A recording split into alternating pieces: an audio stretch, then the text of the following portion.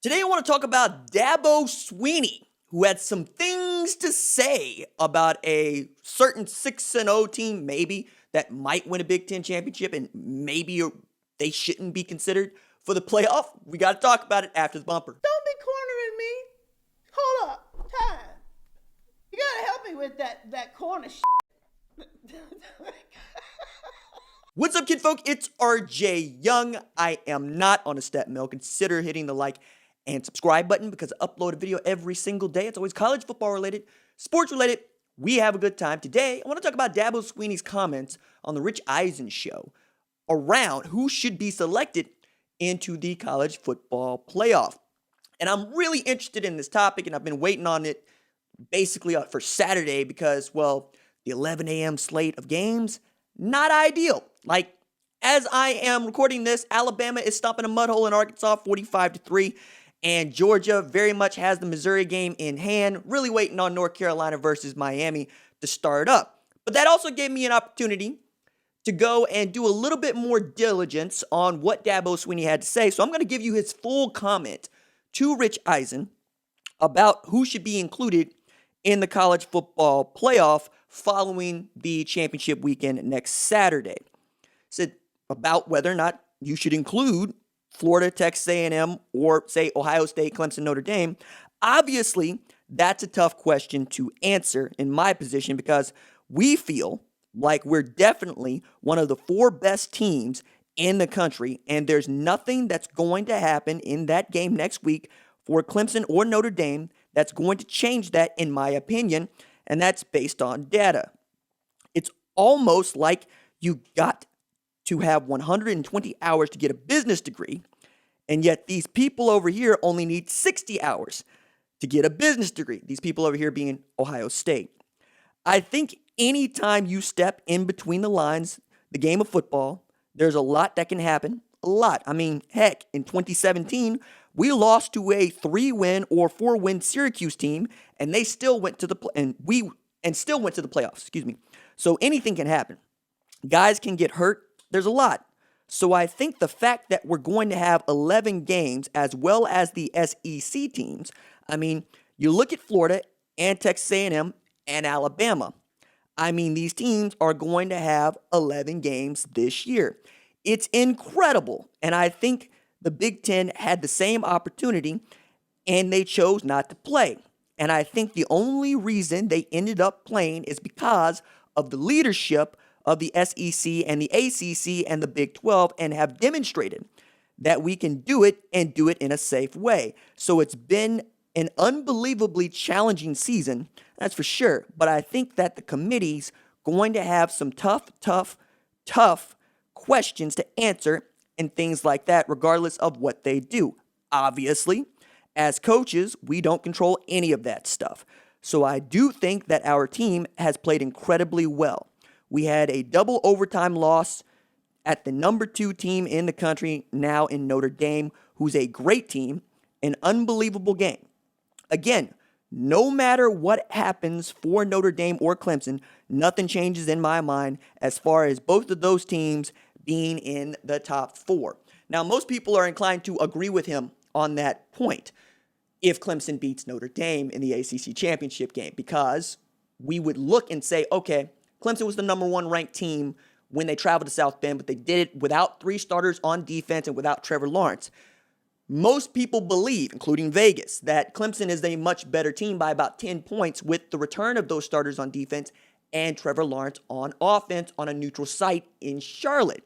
Now, Notre Dame can take the L. Clemson probably cannot, because 2 losses, I don't see the committee letting a 2-loss team into its playoff. It's never happened before, and if anybody would have as much say to it as Clemson, it would be, say, a 2-loss Oklahoma or a 2-loss Iowa State, who also, as he pointed out, played a bunch of games and would be a conference champion, and that is one of the criteria that the selection committee must adhere to.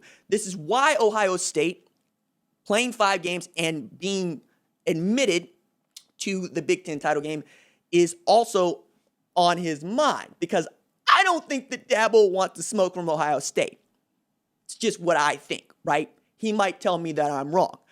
But I think for you to go and give this soliloquy on why you don't think that the Big Ten champ should be in, and you're also stumping for a one-loss A&M and a one-loss Florida, in addition to a Notre Dame that married you for just a year, kind of narrows it down, doesn't it? Right? There's a lot of people that think that Texas A&M and Florida ain't that good. Florida controls its own destiny. They beat Alabama, they're getting in. A loss for Alabama does not keep them out. They're getting in, period.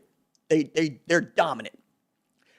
I think that the other part of this is interesting is the conversation about how many games are played, because we're also looking at a place where you could see a 7-0 Pac-12 champion in either Colorado or USC, provided Colorado finishes off Utah and SC beats UCLA.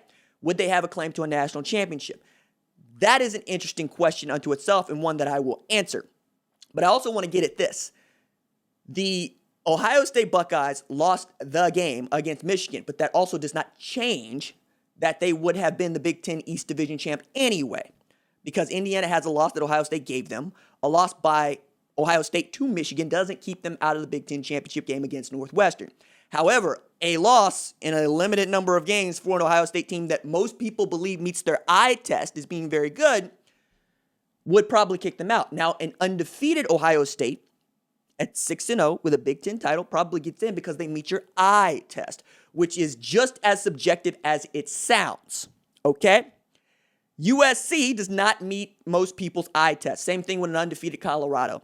To be truthful, I don't think that many people put eyes on them to begin with, which is another discussion about Pacific Coast teams and whether or not, or West Coast teams on Pacific time, and whether or not we actually give them their due and say the way that we do an East Coast team like Clemson, who's new money. I find all this to be really interesting because in some research that I have done, in a piece that's going to run on Fox Sports and probably a piece I'm going to write down the road, the way in which we pick national champions is going to be, again, on our minds, because the NCAA designates selectors each year, and they give criteria for how you can get those selectors. And I'm going to give you that criteria right now because you watch this channel, and I want to reward all the people that watch this channel, take the time to get through these videos and make them smarter.